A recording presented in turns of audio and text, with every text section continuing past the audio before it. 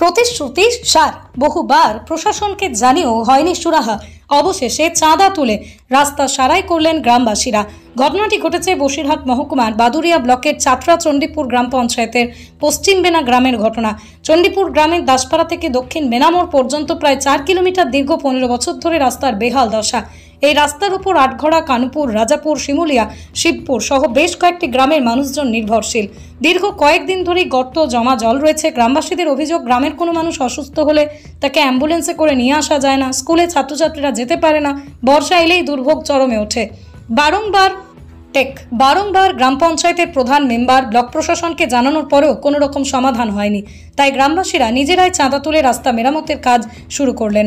পঞ্চায়েতের প্রধান লীলা মণ্ডল বলেন, রাস্তাটি খারাপ রয়েছে, এলাকাবাসীরা আমাকে জানিয়েছেন, অবশ্যই আমি চেষ্টা করব। গ্রামবাসীদের অভিযোগ, দীর্ঘ কয়েক বছর ধরে রাস্তা বেহাল অবস্থায় রয়েছে।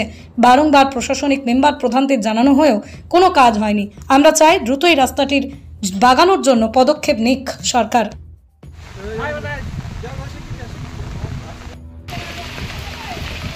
বৃষ্টিতে কি করছেন, কেন করছেন বলুন তো? আমরা কাজ করছি, আমাদের বাচ্চা কাচ্চা স্কুলে যাতে প্রচণ্ড অসুবিধা, রাস্তাঘাট প্রচণ্ড খারাপ। চণ্ডীপুর পঞ্চায়েতের পক্ষ থেকে কোনো দায় বিদায় আমাদের গ্রামবাসীর ওপরে নেই। চণ্ডীপুর পঞ্চায়েত দেখেই না আমাদের গ্রামটা।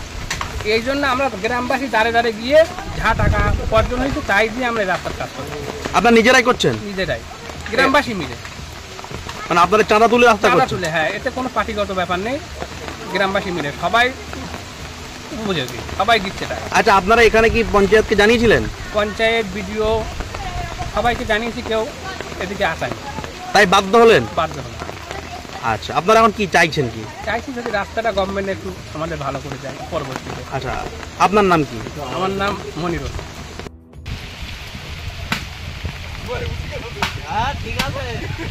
আপনারা এই রাস্তা সংস্কারের কাজ করছেন, কি কারণে করছেন, কেন করছেন? আমাদের চলার সুবিধার জন্য। যখন পঞ্চায়েত কাজ করছে না, তা আমাদের তো চলতে হবে। পঞ্চায়েত যখন কাজ করছে না, বিডিও কাজ করছে না, তো আমরা গ্রামবাসী কী করবো?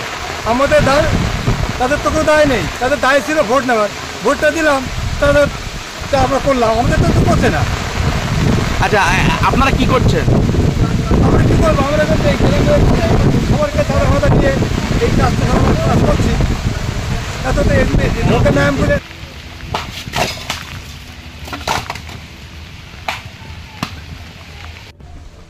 মেরামত করছে, ওটা আমাদের নলেজে নেই। ওরা অনেকবার দরখাস্ত জমা দিয়েছে, আমরা নোল আউট করে আমরা ব্লকে, জেলায় বিভিন্ন জায়গায় পৌঁছেছে, দিয়েছে। ওটা রাস্তাটা খুব সম্ভব দূরত্ব তাড়াতাড়ি হবে। আচ্ছা, আপনি কি পদক্ষেপ নেবেন যাতে রাস্তাটা হয়? হ্যাঁ, পদক্ষেপ নেব।